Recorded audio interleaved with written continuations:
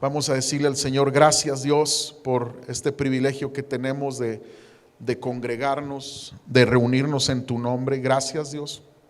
Señor, gracias por tu palabra, que es viva, que es eficaz, que es inspiración de parte de tu Espíritu Santo. Señor, háblanos, ayúdanos a entender las verdades de tu escritura, de tu palabra. Ayúdanos, Señor, a tener un corazón para ti. Señor, que en estos tiempos como iglesia estemos más despiertos que nunca, activos más que nunca y agradecidos de formar parte del pueblo cristiano, de tu pueblo, de tu cuerpo. En el nombre de Jesús. Amén. Amén. Pueden tomar su lugar. Gracias.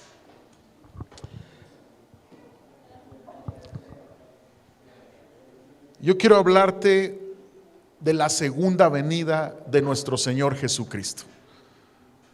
Yo quiero hablarte del regreso de nuestro Señor Jesucristo.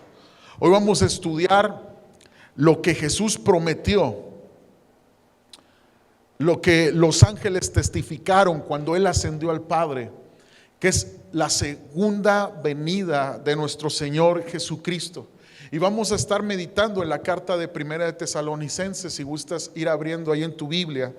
Y el próximo domingo continuaremos con Segunda de Tesalonicenses. Van a ser un par de domingos donde vamos a estar hablando del regreso de nuestro Señor Jesucristo.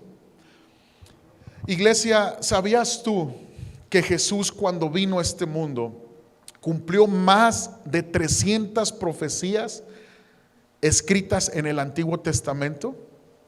Escucha con atención. Más de 300 profecías que están escritas en Isaías, en Jeremías, en los Salmos, se cumplieron en Jesucristo. Jesús las cumplió. Entonces estamos delante de un libro tan profético, pero a la vez tan seguro de lo que habla y que promete, que podemos tener la confianza que se va a cumplir lo que el Señor ha prometido. Por ejemplo, hay una profecía de la resurrección de Cristo en Salmos 17:15. Dice: porque soy recto te veré, cuando despierte te veré cara a cara y quedaré satisfecho. Esta profecía se cumplió en Lucas 24:6, donde dice: Él no está aquí, ha resucitado. Recuerden lo que les dijo en Galilea. Y en este día quiero que tú y yo estudiemos una de las profecías más importantes que está por cumplirse, y que tú y yo tenemos que creer de corazón y esperarla con expectativa. Y esta es la profecía de la segunda venida de Cristo. En Hechos capítulo 1, versos 6 al 11 dice: entonces los que se habían reunido le preguntaron diciendo: Señor, ¿restaurarás el reino a Israel en este tiempo? Jesús había resucitado y los discípulos pensaban que la restauración de Cristo iba a ser una libertad completa del imperio romano que estaba sobre de ellos. Ellos pensaban que el Mesías venía a librarlos como un libertador físico. Y les dijo Jesús, seguimos leyendo: no os toca a vosotros saber los tiempos o las sazones que el Padre puso en su sola potestad. Dice: pero recibiréis poder cuando haya venido sobre vosotros el Espíritu Santo, y me seréis testigos en Jerusalén. Fíjate cómo Jesús establece esta gran verdad. Solo a través del Espíritu Santo podemos entender la obra de Cristo en nuestras vidas. Él no vino a ser un libertador del yugo de Roma para el pueblo judío. Él vino a ser un libertador de nuestras almas. Los discípulos tenían que entender que su sacrificio en la cruz los liberaba de la culpa de sus pecados y les daba la esperanza de vida eterna. Y estaba asegurando nuestro Señor Jesucristo que el Espíritu Santo nos iba a fortalecer y nos iba a llenar a todo seguidor de Él, a todo discípulo de Él, para ser testigos de este maravilloso evangelio por todas partes hasta el fin del mundo. Dice: y me seréis testigos en Jerusalén. Jerusalén representaba su casa, su hogar, en todo Judea, en Samaria y hasta lo último de la tierra. Lo que el Espíritu Santo quiere hacer en nosotros comienza en nuestro interior, en nuestro hogar, en nuestro matrimonio, en nuestra familia, y se extiende, amados. Tú puedes ser usado por Dios para extender el reino de Dios hasta donde vayas. Amén. Y dice: y habiendo dicho estas cosas, viéndolo ellos, fue alzado y le recibió una nube que le ocultó de sus ojos. Y estando ellos con los ojos puestos en el cielo, entre tanto que él se iba, he aquí se pusieron junto a ellos dos varones con vestiduras blancas, los cuales también les dijeron: varones Galileos, ¿por qué estáis mirando al cielo? Este mismo Jesús que ha sido tomado de vosotros al cielo, así vendrá como le habéis visto ir al cielo. Dios anunció a través de estos ángeles que Jesús iba a volver. En la misma manera en que ascendió al Padre, Él iba a volver por segunda ocasión. Es un hecho, por lo tanto, que Jesús va a volver, amados. Jesús está de regreso. Ahora, ¿cuándo? Nadie sabe. Nadie puede saber cuándo Jesucristo vuelva. Ningún predicador puede saber con exactitud, ningún creyente, ningún discípulo, nadie. ¿Por qué? Porque Jesús mismo declaró con toda claridad que ni aun los ángeles del cielo sabían el día. Dice Marcos 13:32: sin embargo, nadie sabe el día ni la hora en que sucederán estas cosas, ni siquiera los ángeles en el cielo, ni el propio Hijo, solo el Padre lo sabe. Entonces podemos observar algunas señales e indicios de que su regreso se aproxima. Y es un tiempo donde la iglesia tiene que tener esta palabra profética en su corazón y esperar el cumplimiento con fe y con gratitud al Señor. Mira la señal de los tiempos y el fin del siglo que el Señor les dice a los discípulos en Mateo 24. Dice el verso 3: y estando él sentado en el monte de los olivos, los discípulos se le acercaron aparte diciendo: dinos, ¿cuándo serán estas cosas y qué señal habrá de tu venida y del fin del siglo? Respondiendo Jesús les dijo: mirar que nadie os engañe. Iglesia, mirar que nadie os engañe, porque vendrán muchos en mi nombre diciendo: yo soy el Cristo, y a muchos engañarán. Falsas doctrinas. Jesús está diciendo: en aquel tiempo, en el tiempo del fin, antes de mi regreso, como nunca, van a empezar a surgir doctrinas, sectas que promueven falsos cristos. Todo lo que está apartado de la Santa Escritura debe de ser considerado como una secta. Todo lo que no proclame a Jesús como nuestro Señor y Salvador es una secta. La iglesia no tiene la autoridad, escucha bien, para decir lo que la Biblia necesita decir. Es la Biblia la que tiene la autoridad sobre la iglesia. Es la Biblia la que debe de regir la iglesia, de en qué vamos a creer, en dónde está sustentada nuestra fe y qué debemos de hacer. Ningún hombre tiene la autoridad para transgiversar la Escritura. La Escritura es infalible, es inspiración de parte del Espíritu Santo. Y hoy como nunca vemos falsas doctrinas. Grupos religiosos que se levantan y prometen un parar de sufrir, ignorando la verdad del Evangelio, que el hombre deja de sufrir cuando se arrepiente de sus pecados y confiesa a Jesucristo como su único Señor y Salvador. Se han levantado tantas doctrinas, levantando el ego del hombre, el humanismo. promoviendo una independencia hacia Dios, lo cual la Biblia reprueba. Y luego dice Mateo 24, verso 6, y oiréis de guerras. ¿Alguien de ustedes ha escuchado de guerras los últimos días? ¿Y rumores de guerras? Mirad que no os turbéis, porque es necesario que todo esto acontezca, pero aún no es el fin. Iglesia, aún no es el fin. Porque se levantará nación contra nación y reino contra reino, y habrá pestes y hambres, terremotos en diferentes lugares. ¿Alguien de ustedes ha presenciado pestes, terremotos en diferentes lugares? ¿Se han dado cuenta?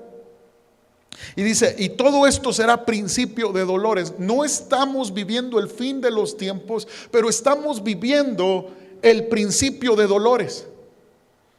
Esta escritura habla referente a como cuando una mujer está por dar a luz. Esas contracciones que duelen tanto. Yo recuerdo cuando mi esposa estuvo embarazada, por 3 ocasiones, hágame el favor, ya me las sé de memoria. Yo le digo que otras 2, pero no quiere. Pero esos dolores, esas contracciones, la pancita endurecida en la mujer, esos dolores, ¿verdad? Hace referencia a esta frase, el principio de dolores. La tierra está gimiendo por su redención. La tierra está gimiendo porque Jesús vuelva pronto. Rumores de guerra, virus. Dice Mateo 24, verso 9, entonces os entregarán a tribulación y os matarán. Y seréis aborrecidos de todas las gentes por causa de mi nombre. Muchos tropezarán entonces y se entregarán unos a otros, y unos a otros se aborrecerán. Y muchos falsos profetas se levantarán y engañarán a muchos. Y por haberse multiplicado la maldad, el amor de muchos se enfriará. Se ha multiplicado la maldad, amados, como nunca. Muertes, asesinatos. Hijos se levantan contra los padres. En Estados Unidos, todo lo que hemos visto en cuanto a las muertes en escuelas, matanzas en la escuela, aún en México, la violencia desatada. Y dice, mas el que persevere hasta el fin, este será salvo. Quiero que me pongan un video, por favor. Vamos a ver un video. Y yo quiero que veas lo que está sucediendo en Pakistán, con los cristianos en Pakistán. En la noche del pasado sábado 12 de febrero, este joven cristiano fue brutalmente golpeado por una turba en el distrito de Kenawal, en Pakistán, falsamente acusado de insultar el Corán. El Corán es el libro de los musulmanes. Y dice que el grupo de musulmanes radicales lo golpeó con piedras y garrotes hasta matarlo. Una vez muerto, colgaron su cuerpo desfigurado en un árbol solo para continuar golpeando el cadáver hasta desmembrarlo. Como verán, hermanos, los problemas de los cristianos en otros países son un poco diferentes a los de acá.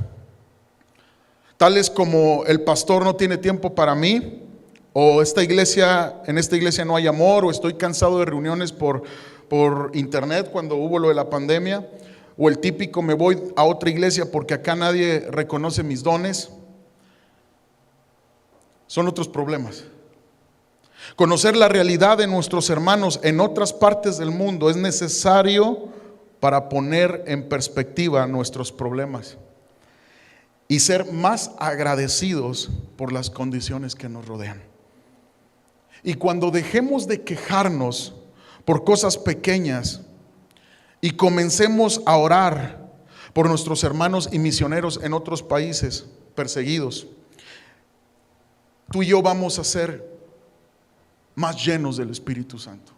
Cuando en realidad comprendamos que hay una gracia de parte de Dios en la iglesia mexicana, tú y yo podremos hacer la obra de Dios más efectivamente. Cuando despertemos a gratitud de la gracia que nos está rodeando. Mateo 24:14 dice: y será predicado este evangelio del reino en todo el mundo para testimonio a todas las naciones, entonces vendrá el fin. Como nunca, hermanos, como nunca están saliendo misioneros a todas las naciones. En los años 1920 a 1960, Estados Unidos fue un semillero de misioneros para todas las naciones. Por eso antes se veían muchos ministros americanos en varias ciudades de México. Y hoy, aún en nuestra nación, se están levantando misioneros para ir a los países musulmanes a evangelizar, a testificar de Cristo como Señor y Salvador. Estamos viviendo los últimos tiempos, el principio de dolores. Ahora, la segunda venida de Cristo comprende dos hechos que tenemos que entender y comprender. Primer hecho: Cristo invisible arrebatando a su iglesia, y Cristo volviendo en forma visible junto con todos sus santos. Esta es la segunda venida de Cristo. Estas señales anuncian que estamos viviendo en los tiempos finales. Se esperan guerras, hambre, tribulación, pero Dios es tan bueno que ha preparado un arrebatamiento, dice la Escritura, para su iglesia fiel, para que no presencie la gran tribulación que le espera al mundo entero. Porque dice principio de dolores. Lo que hemos visto no es nada para lo que viene al mundo entero, amados. No habrá búnker que pueda salvar. No habrá un preparativo para antibombas o antiguerra nuclear. No. La gran tribulación que la Biblia describe es un tiempo de muerte y de sufrimiento para la humanidad entera. Ahora, el arrebatamiento o rapto, ¿cómo será? El arrebatamiento es cuando Jesucristo regrese para llevarse a su iglesia. Todos los creyentes en Cristo, todos los creyentes fieles,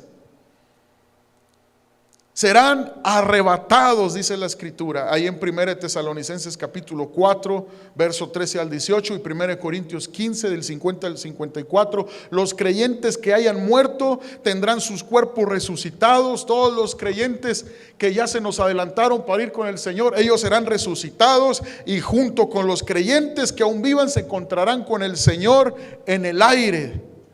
Y esto ocurrirá en un momento, en un abrir y cerrar de ojos. Acompáñame por favor a 1 Tesalonicenses 4:13. Dice: y ahora, amados hermanos, queremos que sepan lo que sucederá con los creyentes que han muerto, para que no se entristezcan como los que no tienen esperanza.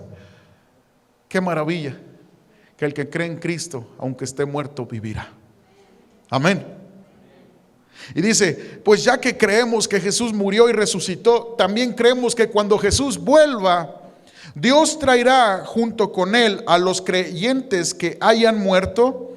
Les decimos lo siguiente de parte del Señor: nosotros, los que todavía estemos vivos cuando el Señor regrese, no nos encontraremos con Él antes de los que ya hayan muerto, pues el Señor mismo descenderá del cielo con un grito de mando, con voz de arcángel y con el llamado de la trompeta de Dios. Primero los creyentes que hayan muerto se levantarán de sus tumbas, luego junto con ellos nosotros, los que aún sigamos vivos sobre la tierra, seremos arrebatados en las nubes para encontrarnos con el Señor en el aire. Entonces estaremos con el Señor para siempre, iglesia. Así que anímense unos a otros con estas palabras. Vamos a darles un aplauso al Señor por esta promesa que Él tiene para nosotros. Entonces, pon mucha atención. La segunda venida de Cristo incluye el arrebatamiento, y en el arrebatamiento los creyentes se encuentran con el Señor en el aire. Es un momento donde Jesús no es visto visiblemente por el mundo. Los creyentes serán arrebatados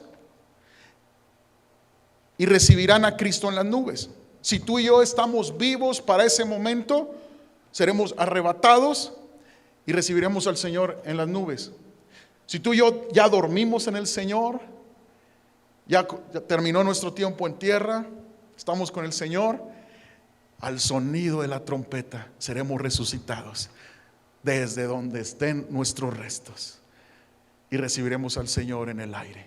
Eso es lo que está diciendo Pablo a los tesalonicenses. Ahora es bien importante el trasfondo de por qué Pablo escribe, inspirado por el Espíritu Santo, esta carta. La iglesia en Tesalónica había comenzado a perder la esperanza en el futuro. Incluso se habían inmiscuido falsos maestros de la palabra que estaban asegurando que ya la resurrección había ocurrido. Pero Pablo, guiado por Dios, comienza a enseñar que lo mejor estaba por venir. Pablo comienza a enseñar que Cristo estaba por venir en gloria.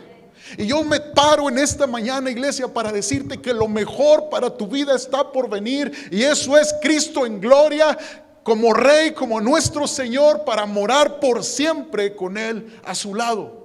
Sin importar tu pasado, sin importar tu pecado, la sangre de Cristo te puede limpiar, ya te limpió y tú puedes ser partícipe de estar con Cristo por la eternidad. Ahora, arrebatados quiere decir esta palabra quitar, y sugiere la acción de una fuerza repentina. Ahora, el arrebatamiento ocurre antes de la tribulación. Porque mira lo que dice en 1 Tesalonicenses 5, verso 9. Pues Dios escogió salvarnos por medio de nuestro Señor Jesucristo y no derramar su enojo sobre nosotros. La Reina Valera dice que Dios no nos ha puesto para ira, sino para salvación. Entonces creemos que el arrebatamiento es una gracia para el pueblo fiel, para que no presencie la gran tribulación que le espera al mundo entero. Dice Apocalipsis 3:10, el mensaje a la iglesia de Filadelfia: dado que has obedecido mi mandato de perseverar. Vuelvo a repetir, iglesia, dado que habéis obedecido mi mandato de perseverar, yo te protegeré del gran tiempo de prueba que vendrá sobre el mundo entero para probar a los que pertenecen a este mundo. A los que perseveren serán protegidos de la hora de prueba que viene para el mundo entero. A los creyentes fieles que perseveran en Jesucristo. A los que tienen su esperanza en Cristo, en su reino, en su regreso. A los que no se conforman a este mundo y ponen sus ojos en lo eterno y en la esperanza gloriosa de un día verle. Entonces el arrebatamiento es el traslado de los creyentes de la tierra como un acto de liberación. Y el arrebatamiento será secreto e instantáneo.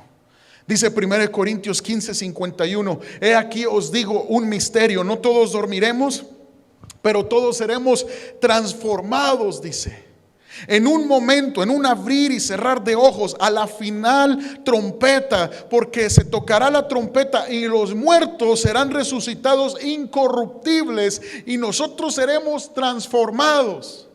¿A qué se refiere Pablo aquí en la carta a los Corintios? A un cuerpo incorruptible que vamos a tener cuando Cristo venga, similar al cuerpo que tuvo nuestro Señor cuando resucitó.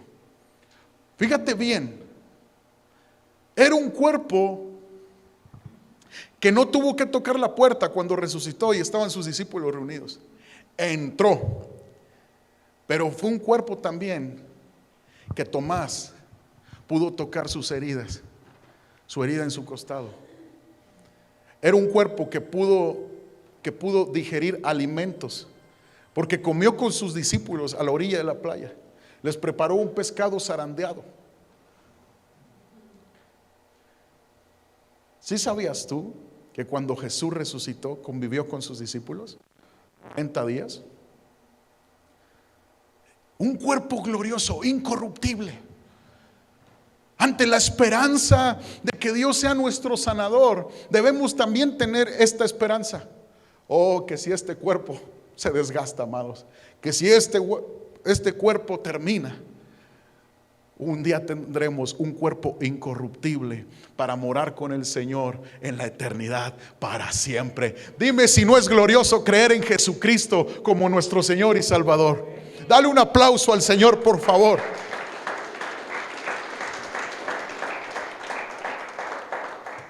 Si Dios no te sana en esta vida, en la eternidad no habrá más llanto, no más dolor por enfermedad. Por eso Pablo tenía esta esperanza. ¿Sabías tú que el apóstol Pablo nunca fue sanado?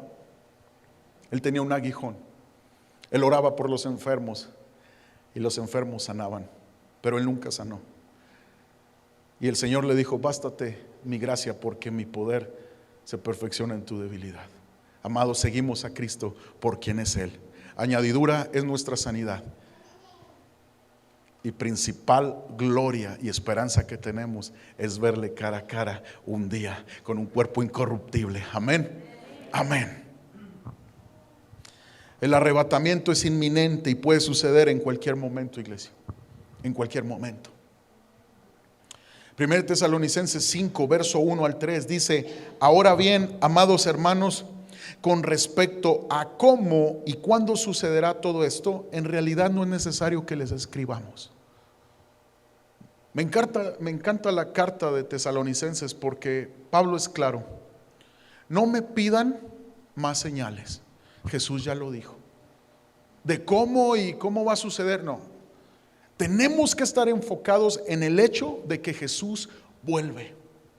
Y dice: pero ustedes saben muy bien que el día del regreso del Señor llegará inesperadamente como un ladrón en la noche. ¿A cuántos les han robado algo? ¿Verdad que no te avisaron? Oiga, ¿cómo ha estado, señor Bernal? No, bien, ¿y usted? Soy el ladrón que va a venir a robarle. Me abrieron el año pasado la Siena, la camioneta. Nadie me habló. No, me dejaron sin herramientas, traía la herramienta ahí. Sin, ¿verdad? Gracias a Dios no se la llevaron, pero robaron todo. Nadie me habló. Va a ser inesperado el regreso del Señor. Inesperado.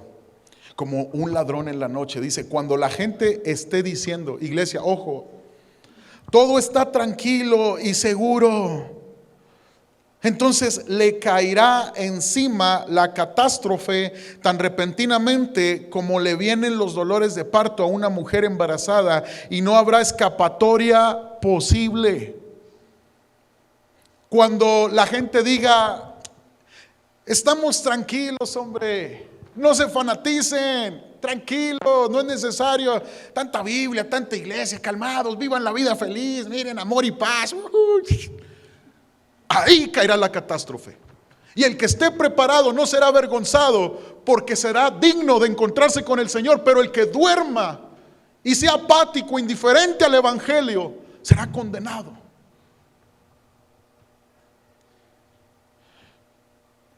Pero no solamente momentáneamente, sino eternamente. Ese es el detalle. Estamos hablando de la eternidad. Estamos hablando de una vida eterna. ¿Con Cristo o sin Cristo? No estamos hablando de una semana de dolor. No estamos hablando de 5 años de dolor. Estamos hablando de una eternidad en el infierno. Sin Cristo. En comparativa a una eternidad donde no hay llanto, no hay más dolor y no hay necesidad de sol, porque el mismo Cordero ilumina la ciudad. El mismo Señor Jesucristo está ahí. Amén. Y el segundo hecho que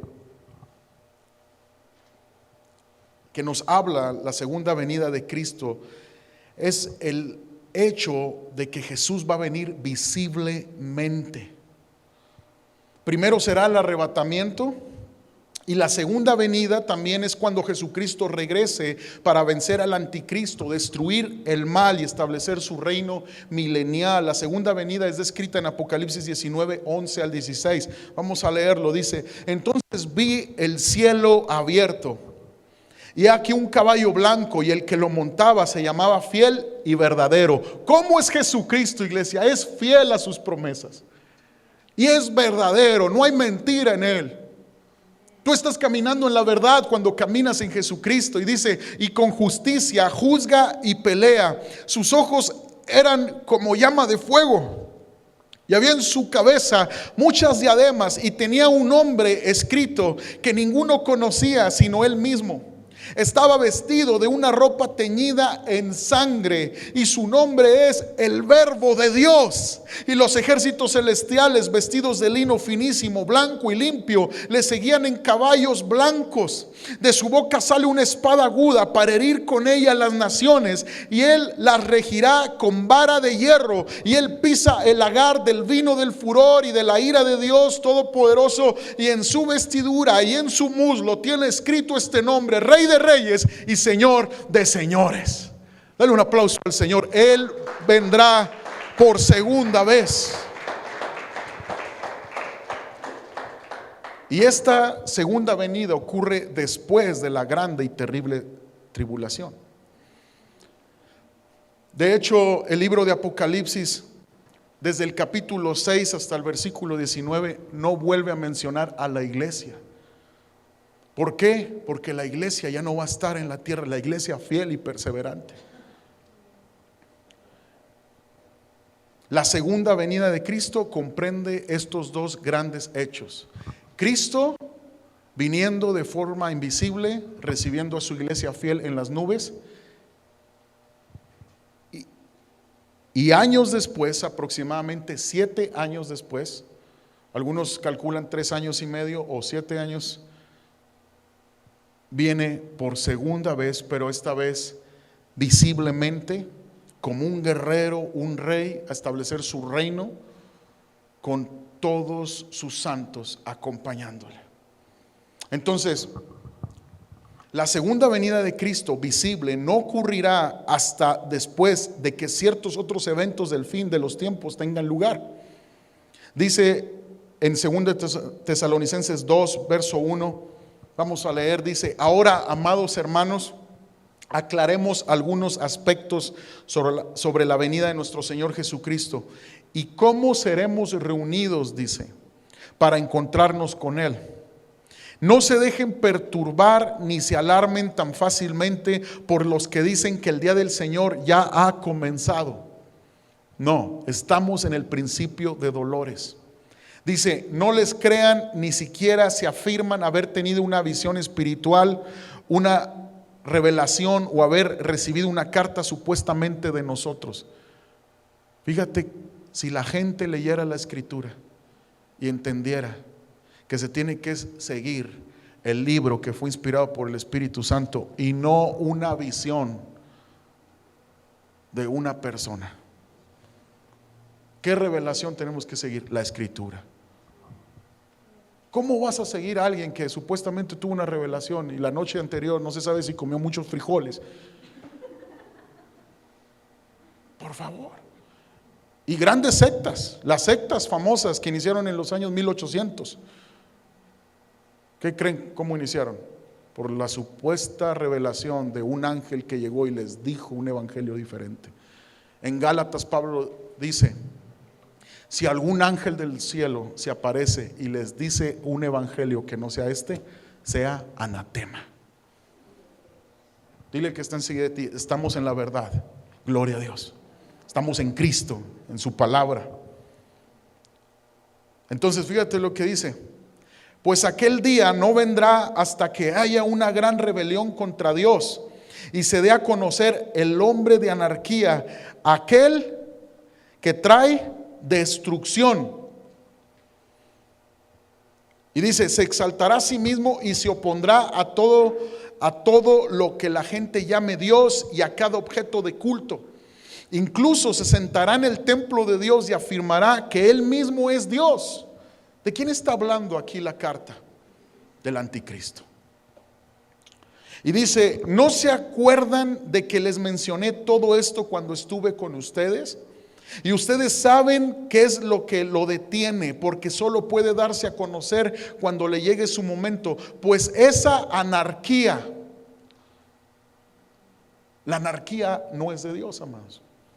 La rebeldía no es de Dios. ¿Quién es el padre de la rebeldía? Un espíritu de anticristo. Dice, pues esa anarquía ya está en marcha en forma secreta y permanecerá secreta hasta que el que la detiene se quite de en medio.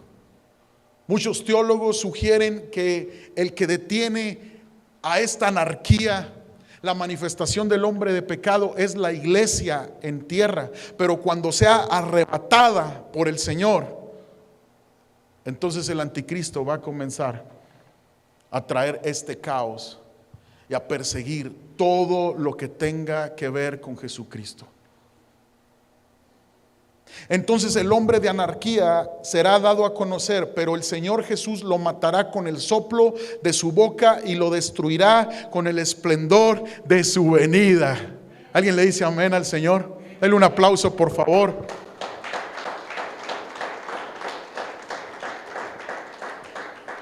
Seguir a Jesús es estar del lado del vencedor. Seguir a Jesús es estar del lado del que venció y vencerá por siempre. Amén. Amados, no va a venir la segunda venida de Jesucristo visible sin antes se manifieste el anticristo. El anticristo vendrá con poder y firmará un tratado de paz con Israel por 7 años. Dice la profecía de Daniel 9:27, se va a levantar un líder mundial con mucha elocuencia, dice la escritura, que hablará grandes cosas, pero engañará a muchos, incluso algunos escogidos de Dios. El mismo pueblo de Israel será engañado y va a pensar que era el Mesías esperado. Dice Daniel 9:27, el gobernante firmará un tratado con el pueblo por un periodo de un conjunto de 7, pero al cumplirse la mitad de ese tiempo pondrá fin a los sacrificios y a las ofrendas. Es decir que a la mitad de estos 7 años va a sacar el cobre este líder mundial. Y dice, como punto culminante de todos sus terribles actos, colocará un objeto sacrílego que causa profanación hasta que el destino decretado para este profanador finalmente caiga sobre él. Fíjate bien, este periodo de 7 años es conocido como la tribulación. Durante la tribulación habrá terribles guerras, amados. Habrá hambrunas, plagas, desastres naturales, y este líder se va a levantar como trayendo la solución al mundo, paz, prosperidad. Pero Dios estará derramando toda su ira contra el pecado, la maldad y la iniquidad, porque el tiempo de gracia se ha cumplido para este momento. La oportunidad de arrepentimiento, de consagración, de purificación de los pecados se ha cumplido, y Dios va a derramar su ira. Los 4 jinetes del Apocalipsis, los 7 sellos, las 7 trompetas y las copas de la ira tendrán lugar durante esta tribulación. Y el anticristo se va a sentar en el templo de Dios. A la mitad de los 7 años, el anticristo romperá el pacto de paz con Israel y les hará la guerra. Y el anticristo cometerá la abominación desoladora y se hará una imagen él mismo para ser adorada en el templo que habrá sido construido. ¿Qué templo? El que el emperador Tito destruyó. El templo que fue edificado por el pueblo de Dios en Jerusalén, donde se adoraba, donde Cristo reprendió a los cambistas.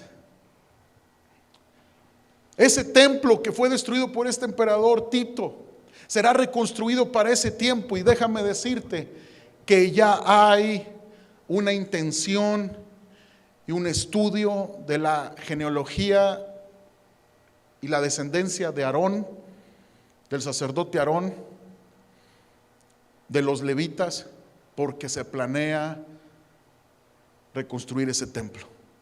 Incluso hay una búsqueda de los utensilios sagrados de ese templo. Cuando veamos como un hecho la reconstrucción de ese templo, amados, se está acelerando el tiempo y Cristo inminentemente vuelve por su iglesia. La segunda mitad de la tribulación es conocida como la gran tribulación. Apocalipsis 7:14 lo dice: y al final de los 7 años de tribulación, el anticristo lanzará un ataque final sobre Jerusalén, culminando en la batalla de Armagedón. Jesucristo regresará, destruirá al anticristo y sus ejércitos y los lanzará al lago de fuego, dice la Escritura. Qué impresionante que la Biblia, la palabra de Dios, nos dice el desenlace, quién va a ganar. Por eso te digo, si tú estás con Cristo, estás del lado del vencedor.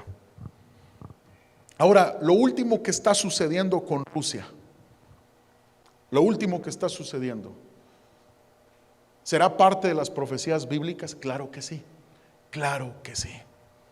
¿Por qué, amados? Porque este resurgimiento de Rusia activa las alarmas de una profecía en Ezequiel 38. Ezequiel 38 y Ezequiel 39 habla de un gobernante o un rey o un dirigente o un líder político, Gog, de tierra de Magog. Ahora, dice Ezequiel 38:2, hijo de hombre, ponte de cara a Gog, al gobernante de la tierra de Magog, el príncipe que gobierna las naciones de Mesec y Tubal, y profetiza contra él. En el capítulo 38 y 39 de Ezequiel habla que Gog de Magog se enfrentará a Israel, pondrá sus tropas a las afueras de Israel para hacerle la guerra. Escucha con atención. Gog es un dirigente y Magog es la tierra. Ahora, dice que la región de Tubal y Mesec, equivalente a la tierra de Rusia hasta Turquía. Rusia está en las profecías de los últimos tiempos, y según esta profecía, en los tiempos finales, esta nación atacará a Israel. Israel, la nación que había sido esparcida por todo el mundo, pero que el 12 de mayo de 1948 fue reunida otra vez como nación. Fue en este año que Israel volvió a ser declarada como nación. Obviamente la guerra entre Rusia y Ucrania se está manejando como una situación de ya desde antaño provocada, pero hay muchos especialistas que sugieren que muy en el fondo el verdadero propósito es porque Ucrania no quiso ser parte de Rusia, porque Rusia está buscando más y más aliados para enfrentarse a toda Europa. Entonces, puede ser el principio que este imperio o esta gran nación se levante un día contra Israel. Y es ahí, amados, donde estamos viendo el posible escenario para que se levante un líder mundial que diga: tranquilos, va a haber un acuerdo de paz aquí, prosperidad y buenos tiempos. Y es ahí donde engañará a muchos y va a decir: este es el Mesías esperado. Ahí, amados, cuidado, porque va a iniciar la tribulación después de 3 años y medio, la gran tribulación. Pero tenemos esperanza, la iglesia de Cristo, que es el arrebatamiento, que será inminente. Pero debemos estar esperando esto, listos y con nuestra fe bien en alto, porque puede ser como un ladrón en la noche cuando nadie se lo espere. ¿Por qué? Porque es la gracia de parte de Dios para librar a su iglesia de la gran tribulación. Cristo quiere librar a su iglesia, Él viene por su iglesia. Y al describir el periodo de la tribulación, los capítulos 6 al 19 del Apocalipsis, nunca se menciona la iglesia. ¿Por qué? Porque Dios es bueno, amados, y Él quiere guardar a su pueblo. Ahora, debemos estar listos en el arrebatamiento. Dios ha destinado este gran suceso para librarnos. Hoy es tiempo de gracia, iglesia. Ahora, ¿quiénes serán liberados de la gran tribulación? ¿Quiénes serán librados? ¿Quiénes participarán de Cristo en su regreso? Acompáñame a Apocalipsis 3, verso 8. Con esto estaré terminando. Si gustas anotarlo. Apocalipsis 3, 8 dice: yo sé todo lo que haces y te he abierto una puerta que nadie puede cerrar. Tienes poca fuerza, sin embargo has obedecido mi palabra y no negaste mi nombre. ¿Quiénes van a participar en este arrebatamiento? ¿Quiénes serán librados de esta gran tribulación? El que obedece la palabra de Dios, el que no niega el nombre de Cristo. Mira lo que dice el verso 10: dado que has obedecido mi mandato de perseverar, yo te protegeré del gran tiempo de prueba que vendrá sobre el mundo entero para probar a los que pertenecen a este mundo. Yo vengo pronto, aférrate a lo que tienes para que nadie te quite tu corona. Al que persevera en la fe del Hijo de Dios. Primera de Tesalonicenses 5, 6. ¿Quiénes van a participar del arrebatamiento? Dice: así que manténganse en guardia, no dormidos como los demás, estén alertas y lúcidos.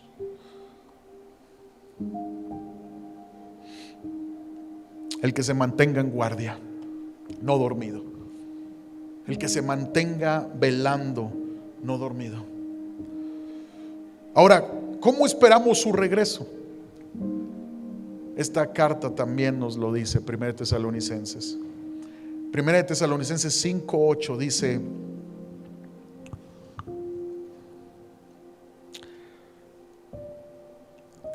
vamos a leer desde el 7, dice: es en la noche cuando la gente duerme y los bebedores se emborrachan, pero los que vivimos en la luz estemos lúcidos, protegidos por la armadura de la fe y el amor.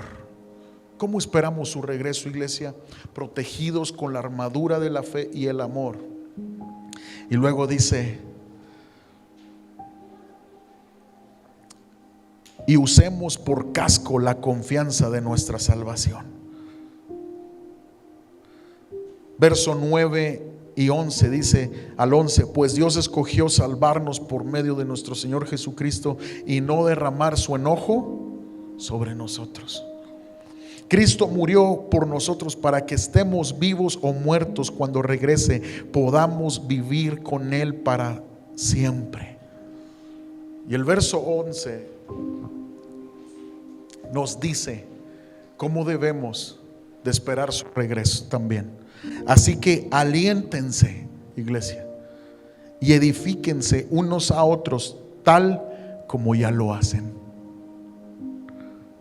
Esto nos habla de fortalecer tu fe en Cristo Jesús, fortalecer tu vida cristiana. ¿Cómo esperamos su regreso? Protegidos con la armadura de fe y el amor. Usamos el casco de la confianza de nuestra salvación. No permitimos que dardos del enemigo empiecen a querer confundirnos. No permitimos que el temor a la muerte venga. No permitimos que el temor a las pestes, a los terremotos, a la destrucción comience a venir, porque tenemos confianza en nuestra salvación, que Él vendrá por nosotros. Escucha, iglesia, y nos alentamos y nos edificamos unos a otros.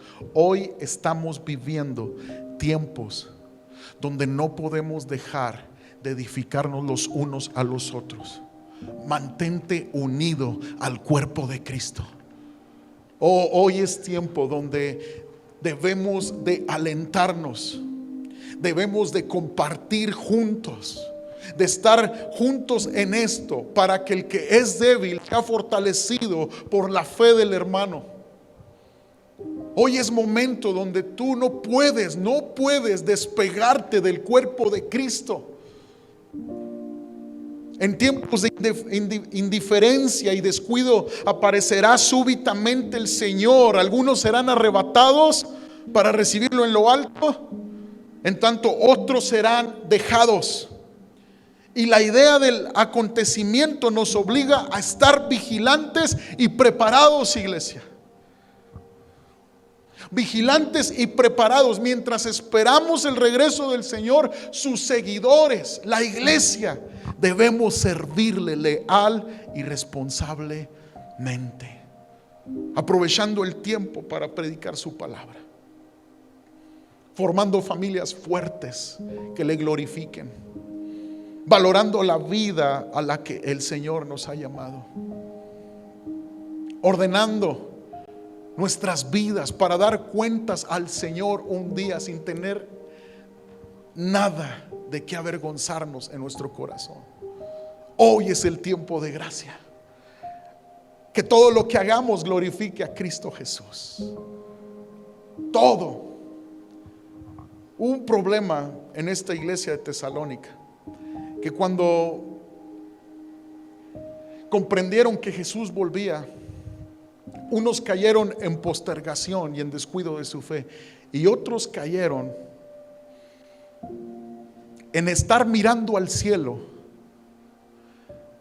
y estar esperando en cualquier momento el arrebatamiento, la segunda venida del Señor, y comenzaron a descuidar su vida en la tierra.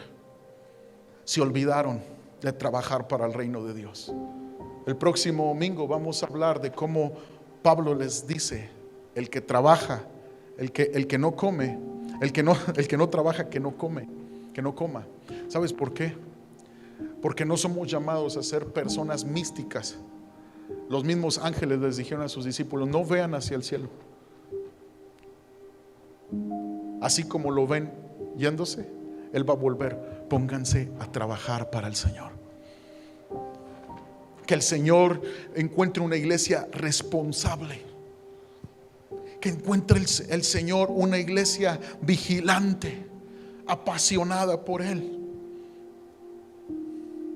Apocalipsis 22, verso 12 al 17 dice: he aquí yo vengo pronto, y mi galardón conmigo para recompensar a cada uno según sea su obra. Yo soy el alfa y el omega, el principio y el fin, el primero y el último. Bienaventurados los que lavan sus ropas para tener derecho al árbol de la vida y para entrar por las puertas en la ciudad. Bienaventurados los que lavan sus ropas, mas los perros estarán fuera, y los hechiceros, los fornicarios, los homicidas, los idólatras y todo aquel que ama y hace mentira. Yo, Jesús, he enviado mi ángel para daros testimonio de estas cosas en las iglesias. Yo soy la raíz y el linaje de David, la estrella resplandeciente de la mañana, y el Espíritu y la esposa, el Espíritu Santo y la iglesia, que es la esposa del Señor, dicen: ven. Y el que oye, diga: ven. Y el que tiene sed, venga. Y el que quiera, tome del agua de la vida gratuitamente.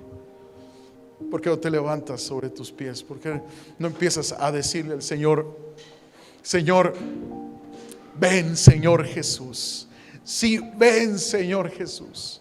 Ayúdame a amar tu regreso, a esperar tu regreso con fe, con perseverancia, mi Dios. Ayúdame, Señor. Quiero ser de los que perseveran. Quiero ser de los que se edifican. Oh Dios, el Espíritu y la esposa dicen: sí, ven, Señor Jesús. Si tú necesitas lavar tus ropas en el agua de la vida, empieza hoy. Entrega tu vida a Jesucristo radicalmente. Entrega tu vida. Ten una decisión personal de seguir a Cristo. Muchos se han detenido de seguir a Jesús radicalmente por el mal testimonio de otros. O muchos dicen: cuando mi esposa cambie, cuando mi esposo cambie, o que mis hijos cambien. No, tú vas a dar cuenta por ti, por tu alma. Y en aquel lugar, en aquel momento, en el lugar eterno, no va a ser una excusa decir: Señor, es que mi familia no te seguía y pues yo continué la tradición. No, es tu decisión. Empieza a decidir por Cristo esta mañana. Empieza a decidir por Cristo esta mañana. Dice Hechos capítulo 4 verso 12: y en ningún otro hay salvación, porque no hay otro nombre bajo el cielo dado a los hombres en que podamos ser salvos, dice la Escritura. Solo en Jesús hay salvación. Empieza a confesar a Jesús como tu Señor y Salvador. Dile: Señor, tú eres mi Señor y tú eres mi Salvador. Vamos, iglesia, vamos, levanta tus manos y adora y dile al Señor: Señor, gracias porque vienes. Gracias porque todo lo que prometes lo cumples. Vamos, iglesia, el Espíritu Santo y la esposa dicen: ven, Señor, ven, Señor, ven por tu iglesia, Señor. Somos tu iglesia, Dios. Somos tu iglesia. En el nombre de Jesús. Si tú estás viendo esta transmisión desde tu hogar, hoy es un momento especial de gracia para tu vida. Jesús está tocando la puerta de tu corazón. Abre tu corazón al Señor. Él ha prometido que si alguien escucha su voz, abre la puerta de su corazón, Él va a entrar con él. Él va a cambiar esa vida, Él va a restaurar esa vida y te va a dar vida eterna. Esta es la oportunidad, este es el momento. Dile al Señor que has pecado, porque Él no rechaza un corazón contrito y humillado. Dile: Señor, te entrego mi vida, te entrego mi corazón, rindo mi corazón a ti, en el nombre de Jesús. Oh Señor, gracias te damos por estas promesas de vida eterna. Gracias te damos, Señor, porque vas a volver por tu iglesia. ¿Por qué no tomas la mano del que está a tu lado y dile al Señor: Señor, ayúdanos a edificarnos mutuamente. Ayúdanos a animarnos, Señor, viendo que aquel día viene. Padre, que en el nombre de Jesús me importe la vida de mi hermano, me importe la salud espiritual de mi hermana. Padre, que en el nombre de Cristo estemos más unidos que nunca. Oh Padre, que en el nombre de Jesús comprendamos que somos un cuerpo, el cuerpo de Cristo, y que si un miembro se duele, todo el cuerpo se duele.